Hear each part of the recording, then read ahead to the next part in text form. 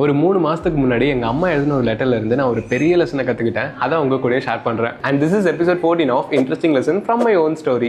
ஆக்சுவலா என்ன நடந்துச்சுன்னா, ஒரு 3 மாசத்துக்கு முன்னாடி எங்க அம்மா வேலைக்கு போனது போதும், இதுக்கப்புறம் குவிட் பண்ணலாம்னு ஒரு முடிவுக்கு வந்தாங்க. அப்போ என்கிட்ட வந்து ஒரு ரிசைன் லெட்டர் எழுதி தெரியாடான்னு கேட்டாங்க. பேசிக்கலி அவங்க தமிழ்ல சொல்ற கான்டென்ட்டை நான் இங்கிலீஷ்ல பக்காவே எழுதி கொடுக்கணும். சிம்பிள் தான். பட் அப்ப நான் கொஞ்சம் பிஸியா இருந்ததுனால நீ ஏமா ChatGPT இதுக்கு யூஸ் பண்ணக்கூடாதுன்னு கேட்டேன். அப்ப அவங்க கேட்ட கேள்வி இருக்கே, ChatGPTக்கு தமிழ் புரியுமாடா? இது அவங்க தப்பு இல்லை. ஏன்னா இன்னைக்கு நிறைய பேர் இங்கிலீஷ் தெரிஞ்சாதான் டெக்னாலஜி ஆக்சஸ் பண்ண முடியும்னு நினைக்கிறாங்க. அதனால நானே அவங்க போன்ல ChatGPT ஓபன் பண்ணி வாய்ஸ் மோட் ஆன் பண்ணிட்டு உனக்கு என்ன வேணுமோ அதை தெளிவா தமிழ்ல கேளுமான்னு சொன்னேன். அவங்க கேட்ட ஃபியூ செகண்ட்ஸ்லேயே ரிசைன் லெட்டருக்கான கான்டென்ட் வந்துருச்சு. அவங்களும் எழுதிட்டு போய் அதை அன்னைக்கே கொடுத்து ரிசைனே பண்ணிட்டாங்க. நானும் பெருசா அதுக்கப்புறம் அவங்களை கண்டுக்கல. ஆனா இன்னைக்கு தான் எனக்கு தெரியுது, நானே யோசிக்காத அளவுக்கு எங்க அம்மா ChatGPT யூஸ் பண்ண ஆரம்பிச்சிட்டாங்க. எந்த அளவுக்குன்னா, வெள்ளை சட்டையில இருக்க கரை எப்படி ஈஸியா எடுக்கிறது, மளிகை சாமான் லிஸ்ட் கரெக்டா இருக்கா, புதுசா என்ன சமையல் ட்ரை பண்ணலாம், கண்ணாடி எப்படி சுத்தமா துடைக்கிறதுன்னு இப்படி பல வகையில யூஸ் பண்ண ஆரம்பிச்சிட்டாங்க. ஏன் போர் அடிச்சா எந்த படம் பார்க்கலாம், அது எந்த OTTல இருக்குன்னு கூட ChatGPT தான் கேட்கறாங்க. இன்ஃபேக்ட் எங்க அப்பாக்கே சொல்லி கொடுக்க ஆரம்பிச்சிட்டாங்கன்னா பாத்துக்கோங்களேன். அண்ட் இதுல இருந்து நான் கத்துக்கிட்டது என்னன்னா, people were never scared of AI, they just wanted to understand them.